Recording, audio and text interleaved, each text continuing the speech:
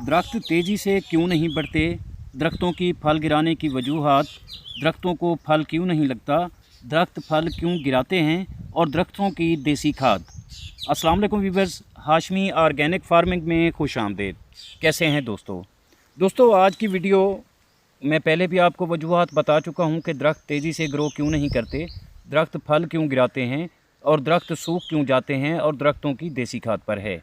मैं अपने किसान को खुशहाल देखना चाहता हूं, मैं इस काम में लगा हूं। दोस्तों, दरख्त भी एक जानदार हैं और ये भी हमारी तरह खुराक लेते हैं, सांस लेते हैं और इनको भी अपनी ग्रोथ के लिए अच्छी खुराक, अच्छी हवा और अच्छे पानी की ज़रूरत होती है। यानी इनको भी एक सेहतमंद माहौल चाहिए होता है और इनको ऐसी मिट्टी चाहिए होती है जिनमें इनकी जड़ें तेज़ी से फलें, फूलें और गहराई तक जाएं। तो दोस्तों, इनकी मिट्टी बनाने के लिए वो पहले तो आपको भल चाहिए होता है। भल के साथ आप इसमें रेत मिक्स करें ताकि जितनी नरम मिट्टी होगी उतनी ही इनकी जड़ें ज़्यादा ग्रो करेंगी और फलेंगी तो फूलेंगी, तो तब जाकर ये तेज़ी से ग्रो भी करेगा और दरख्त फल भी लेंगे। तो इनकी ज़्यादा जो फल गिराने की वजूहात होती हैं वो है नमी का बरकरार रहना। जब आप इनको पानी देते हैं और पानी गमलों में या खेतों में खड़ा हो जाता है तो वहाँ दरख्त सूखने लग जाते हैं और अपना फल गिराने लग जाते हैं।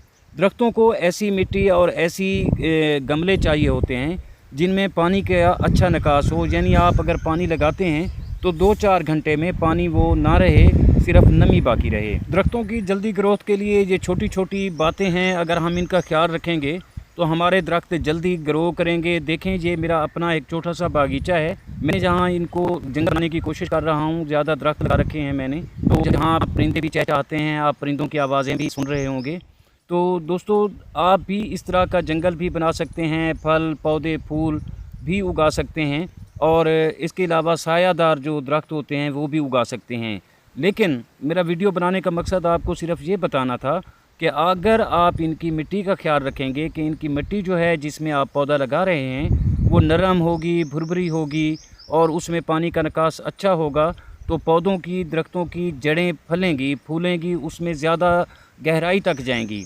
तो जितनी गहराई तक वो जाएंगी उतना ज़्यादा वो खुराक हासिल करेंगी और वही खुराक इनकी ग्रोथ का सबब बनती है। इस तरह आपके दरख्त और पौधे जल्दी ग्रोथ करेंगे। फल गिराने का सबब मैंने आपको बता दिया है। तो इसी तरह आप इनकी देसी खाद इनको देने का भी आप सोच सकते हैं, बल्कि देसी खाद देने से ये सरसब्ज़ रहते हैं, लश ग्रीन रहते हैं, जैसा कि आप वीडियो में देख रहे हैं मेरे दरख्तों को। तो आप अगर 1-2 दरख्त हैं तो उनके लिए तो आप आसानी से बना सकते हैं।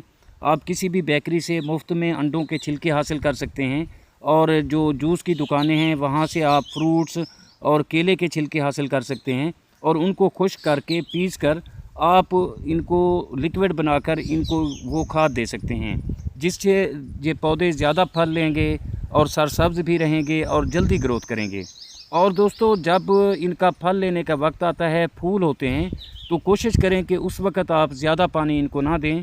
इतना पानी दें कि बस नमी बरकरार रहे और ज़्यादा पानी पौधों की जड़ों में खड़ा ना हो पाए। तो इस तरह से आप इनकी अच्छी ग्रोथ कर सकते हैं। तो आपको अच्छा फल भी मिलेगा, साया भी मिलेगा, ऑक्सीजन भी मिलेगी और जितने ज़्यादा दरख्त आप लगाएंगे तो आपको ठंडक भी मिलेगी।